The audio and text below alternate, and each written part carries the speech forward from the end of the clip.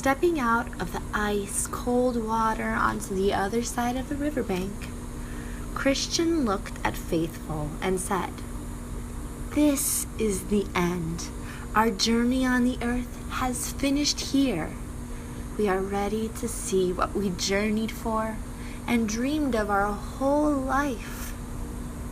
And with joy and enthusiasm, they stepped in front of the marvelous pearly gates of the much-awaited city. Before knocking on the gate, Christian whispered to Faithful, "The moment we've been waiting for is here. We finally get to meet our king and to live forever with him. No more tears, no more night, no more storms or troubled waters, no more evil people or dangers, no more fear or hurt. Just love, peace, and joy."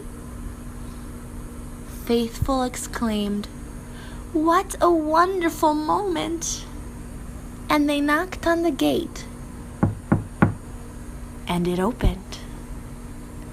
A brilliant light that gave them peace and comfort covered them, and right through the gates appeared the King of Kings and the Lord of Lords, their beloved.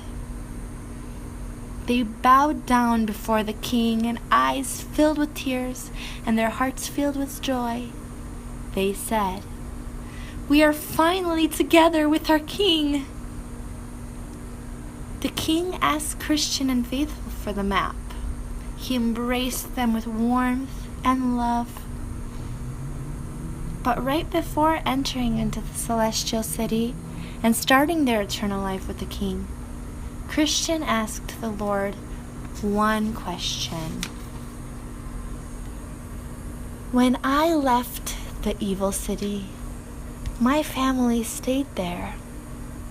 Could you help them to see the truth and to see the way to the celestial city, the way to true joy?" And the king comforted him and said, "Sure, I will send them an invitation." As Christian and Faithful entered into the celestial city, their dream coming true, down on earth in a faraway city, the evil city, people were going on with their daily life. And on a nearby street in a small house, a mother named Christina and her 2 children were crying after the one they lost, missing him very much. A nice, polite man, wearing crisp white clothes, with a book in one hand and a letter in the other, knocked at the door of the family that missed their father. This was Christian's family. When Christina opened the door, the man handed her the letter and said, "Christian, your husband is the happiest man ever. He made it to the celestial city where he will be with the king forever. But he had one last request, to see you, his wife and children, there also. Here is the invitation." In that moment, all sorrow and mourning disappeared, and only one thought filled their minds: how to get to that wonderful celestial city to meet the King of Kings and be united together as a family in the presence of the King. And so began their journey to the celestial city.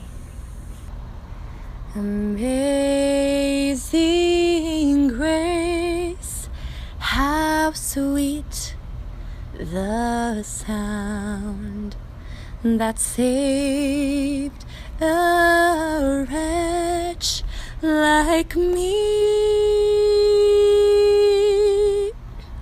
I once was lost, but now am found. Was blind, but now I see. sea.